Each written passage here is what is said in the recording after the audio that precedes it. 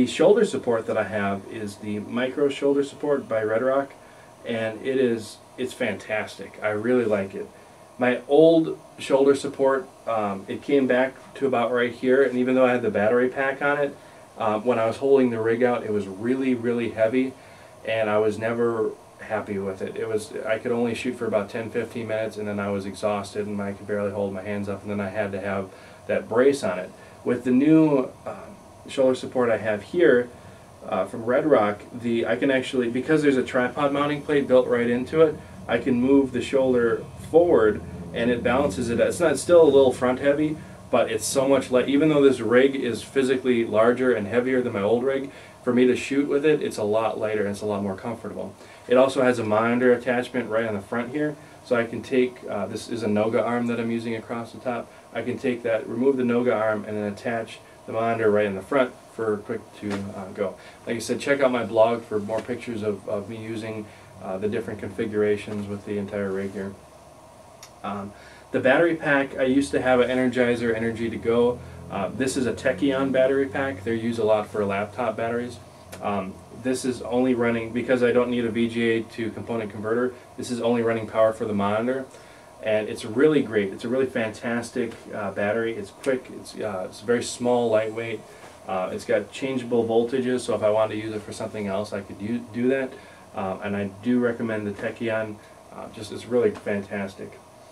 Microphone that I'm using now is the Rode NTG3, and with the microphone I decided I'm not going to skimp out. I wanted to get a good quality microphone. The Azden SGM1X microphone, I've had a lot of people asking me what settings that I use with it because they were having problems with it being low, or not loud enough. Well, the Azden, from what I've experienced, it was kind of a lower volume microphone, so you had to be physically closer with it.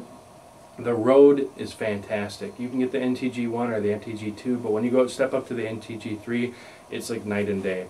I'm not an audio expert by any means, but I've worked with my audio engineer at Laugh Your Way, and he's recommended. He thinks it's fantastic, especially for the price. The Rode right now retails for about $700, and you really can't beat the price for the quality that you're getting. And when you're doing a professional shoot, you want good audio. You need good audio. You can have the best camera and the best everything, but if your audio sounds horrible, it's like you're hearing right now from the camera. Because I'm using my best microphone here to show you, I can't have great audio. And even though I'm using a nice lighting set and the HV20 is a good camera, the feel of the video is a lot more amateur because the audio isn't as good. So I do recommend the Rode. It's really a great microphone. The tripod I'm using now is a Davis & Sanford. It's a Pro Vista 75XB, and it's got a FM18 fluid head. The reason I'm using this, I still have my Impact tripod, which I use just for my HV20 right now, but this was able to handle the weight of my rig a lot better. Plus the tripod plate fit the shoulder support, because there's a tripod plate built right into the shoulder support, so I can easily slide it in there, and it fitted just perfectly. I didn't need to get any additional attachments for it. And then lastly, unless I remember something else, I did get this time a follow focus. I know I mentioned previously that a follow focus is an optional thing. Now that I have a follow focus, I would never go back. It's so easy to set your focus. It's really quick. It's comfortable because forward is setting your focus forward, back is back. You can put markers on it so you can know exactly, once you've set where your focus needs to be, you can put markers to move it back and forth. I really, really recommend getting a follow focus.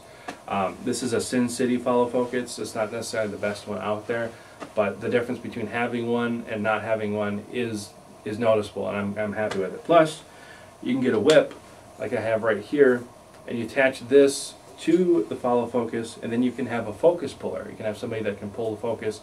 So when you're focusing really hard and making sure the camera's set up correctly, making sure the shot's moving, especially I did one shoot where I was needing the camera. I was physically having to carry the camera, and so I had somebody pulling the focus to make sure that it was set up correctly. This can save you a lot, because there's no way that you can get that operator in there, especially if they're not really familiar with camera optics. They may not be setting the focus right at all. So having this to tell them move it forward, to set the focus forward, back, is a lot easier, and it saves you a lot of time and a lot of effort. So that covers most of the upgrades that I've done. You've probably seen the video that I have on YouTube. I did a fundraiser video for Q90 FM, and the video turned out fantastic. I was really happy with it. There was no point during the shoot where I was uncomfortable with the rig, not sure what was whether it was gonna turn out really good. The nice thing about having a professional rig is you show up, you can shoot, you can be confident in the image that you're capturing. The last thing that I would ever want to do is do a shoot for a client and get home and the shot didn't turn out. It's not really that, your client's not going to be happy with you if they have to come back and shoot the same thing you shot over and over again. You want to capture it once, you get a one-shot deal. So I'm really happy with this rig. I did spend a decent amount of money on it, but I can also make money now because I have a professional setup.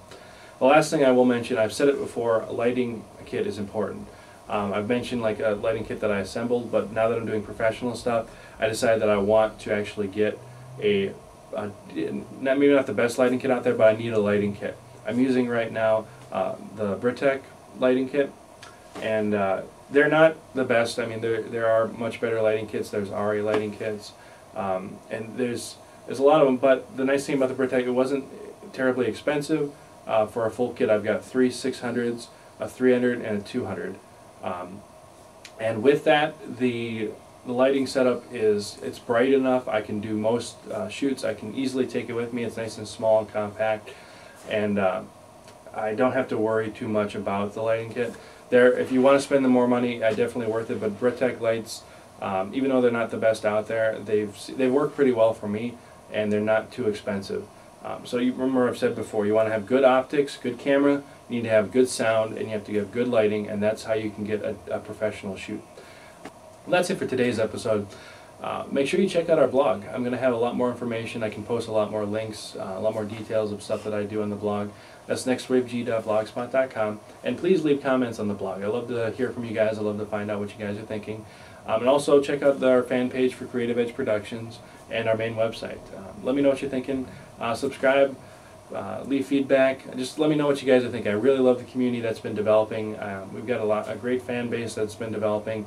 And you guys are the reason I make these videos. I can just easily go ahead and shoot my own stuff and not pay attention, but the community that's developed online is what's helped me get to the point that I'm at, and I just want to give back to it.